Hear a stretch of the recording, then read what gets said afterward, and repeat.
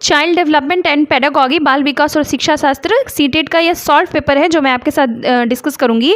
First question, teaching learners at varying levels of difficulty based on the ability of individual learner is known as. अधिगमकर्ताओं को व्यक्तिगत क्षमता के आधार पर उनकी कठिनाइयों के विभिन्न स्तरों को ध्यान में रखते हुए पढ़ाने की विधि को क्या कहा जाता है?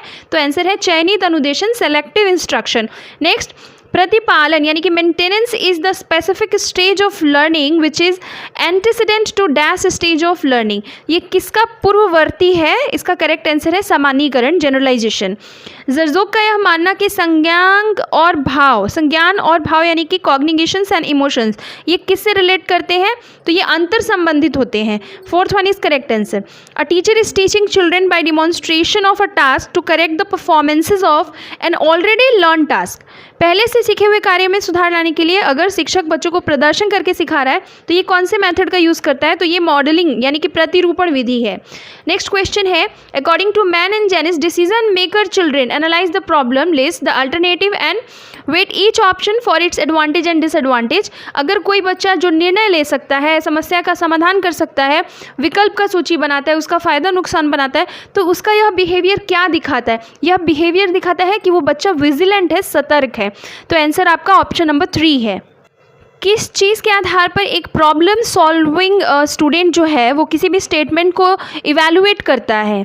किस चीज़ के आधार पर? तो आंसर है तार्किक, logical is the correct answer. Question number 7, जिस दिए गए कार्य को करते समय बच्चे स्वयं आनंद लेते हैं और अनुभव प्राप्त करते हैं उसे क्या कहा जाता है? यानी कि ऐसा टास्क जिसमें children get experience while enjoying themselves. तो इसका करेक्ट आंसर है आपका ड्रिल और अभ्यास कार्य यानी कि ड्रिल एंड प्रैक्टिस टास्क, क्योंकि प्रॉब्लम टाइप टास्क में बच्चे कभी खुश नहीं होते हैं। नेक्स्ट, बहुसंवेदी शिक्षण अधिगम की विधि जिसमें कि बहुत सारे मेथड, विजुअल, ऑडिटरी, टैक्टाइल, ये सारे मेथड यूज किए जाते हैं एक साथ, तो इसको हम क्या कहते हैं? इसको हम कहते हैं प्रत्यक्षीकरण यानी कि perceptual is the correct answer. Question number 9, the development from central part of the body towards the peripheries of extremities, ये क्या डिनोट करता है? ये डिनोट करता है आपके मध्य बाह्य विकास के सिद्धांतों को, proximodistal development principle of that. Option number 4, school is an institution of socialisation of children where. Question number 10 बहुत ही सिंपल है, स्कूल बच्चों के समाजीकरण की कैसी संस्था है? तो यहाँ पे हमेशा बच्चे ही प्रधान होते हैं। School, children occupy the central position is the correct answer, option number 2। If you join a teacher and choose to dress like most of the other teacher, तो आप क्या दर्शाते हैं? अगर शिक्षक समूह में रह के आप एक तरीके के ड्रेस पहनते हैं तो आप समूह की पहचान को दिखाते हैं। Group identity is the correct answer. The concept of object permanence is attend during पियाजे डैश स्टेज ऑफ डेवलपमेंट। तो ये संवेदी गामक यानी कि सेंसोरी मोटर डेवलपमेंट के स्टेज से रिलेट करता है। नेक्स्ट क्वेश्चन, व्यक्तिगत शिक्षा कार्यक्रम की योजना किस चीज़ के संदर्भ में बनाई गई थी? Means individualized education program is plan for the perspective of. तो ये बाल केंद्रित शिक्षा कार्यक्रम यानी कि चाइल्ड सेंटर्ड एजुकेशन प्रोग्राम से को लेकर बनाया गया था। Question number 14, between dash months of age most children begin to combine words into short sentences while speaking. किस एज ग्रुप के बच्चे जो है, अधिकांश बच्चे शब्दों को मिलाकर छोटे छोटे वाक्यों में बोलना शुरू कर देते हैं? तो इसका करेक्ट आंसर आपका 18 एंड 24, 18 से 24, option number 3। The concept of intelligence quotient और IQ वॉज डेवलप्ड बाई। तो बुद्धि लब्धि या IQ की अवधारणा दी गई थी बिने के द्वारा। अगर हिंदी ऑप्शंस में देखेंगे तो बिनेट, BINET, ये आपका करेक्ट आंसर है। Next question, creativity is thought to be related to the concept of. सृजनात्मकता को किसके अवधारणा से संबंधित माना जाता है? तो सृजनात्मकता या क्रिएटिविटी हमेशा अलग अलग सोच से रिलेटेड करती है। So correct answer is divergent thinking, विविध सोच। The acceptable sound combinations of a language are specified in its dash rules। किसी भी भाषा के स्वीकृत ध्वनि संयोजनों को इसके किस नियमों के अंतर्गत बनाया गया है? इसका करेक्ट आंसर है आपका ध्वनि संबंधी, phonological. The position where thoughts pattern are influenced by language. जब सोचने की प्रक्रिया किसी भाषा के द्वारा प्रभावित होती है तो इस स्थिति को हम क्या कहते हैं? भाषा निर्धारित, लिंग्विस्टिक डिटर्मिनेशन। अपने अनुभवों और लक्षणों के आधार पर उपकरणों में खराबी के कारण की परिकल्पना का परीक्षण कर।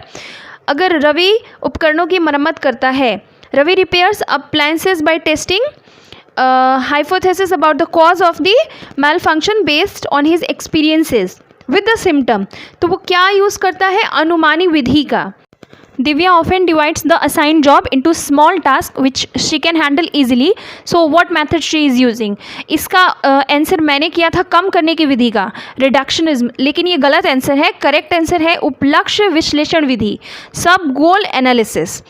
Society determines the roles of male and female, this statement articulates, पुरुष और महिला की भूमिकाओं का निर्धारण समाज करता है। यह कथन क्या दर्शा रहा है, तो इसका आंसर है gender as a social construct, लैंगिकता एक सामाजिक अवतरण है।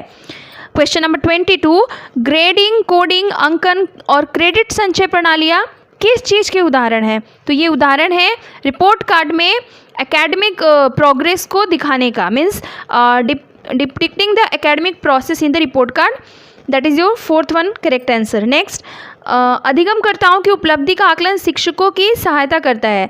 Assessment of learners achievement helps the teacher to evaluate the effectiveness of the pedagogue.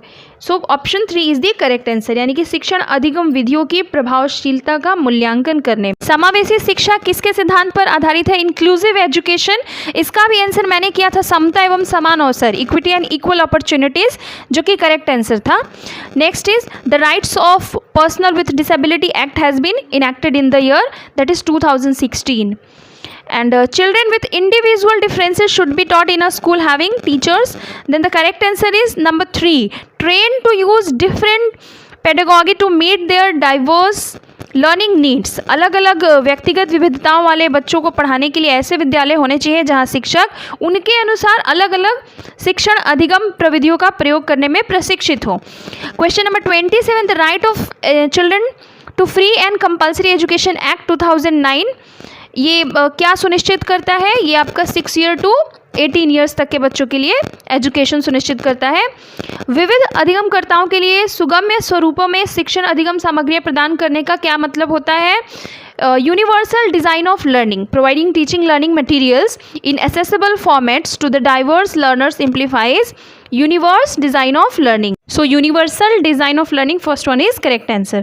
Question number 29, dash involves self awareness and control of cognitive abilities like planning, reviewing.